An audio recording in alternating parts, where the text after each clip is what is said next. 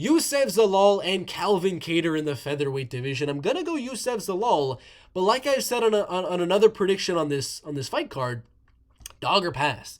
Dog or pass. Just because Calvin Kattar's on a little bit of a skid, 1-4 in his last 5 fights. Let's look at the loss. Let's look at the losses.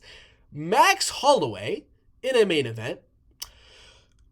Josh Emmett in a main event, split decision. I personally thought he won that fight, let's be honest. Arnold Allen in a main event where he got injured. And then Aljamain Sterling. Not in the main event, but on the main card, or might have been the prelims of UFC 300. I'm forgetting a little bit there, but these are all championship level guys or main event level guys that he's losing to. And the only one that showed that Youssef could go out there and win was the Aljamain Sterling fight.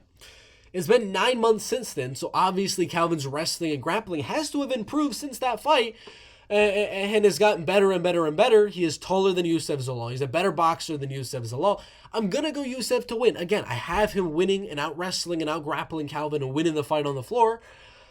But 9 months is a while. 9 months is a long, long time for Calvin Kattar. About 10 months once the fight actually happens for him to just focus on takedown defense, knowing that he's going to fight another wrestler and grappler in Youssef Zalal. I still think Youssef's boxing is getting a lot better. I've seen his training footage. His boxing is getting a lot better. And of course, he's got the wrestling and grappling. I think he is going to be able to get it to the ground. Am I 80% confident? No, I'm not. It's a dog or pass yet again. But I think Youssef should be able to get it down. Pressure him forward with the boxing. He's not going to get dominated by Calvin, but I still think Calvin has better boxing than Youssef Zalal, of course. But Calvin's going to pressure forward, go on the front foot, try to land his boxing combinations. They're going to be tagging each other. Calvin's going to get the better of them.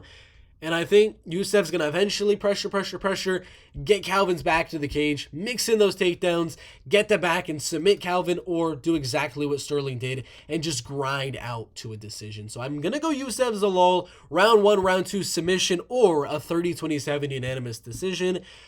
But I don't know what he's been doing. Calvin could have been training those 9 months, wrestling,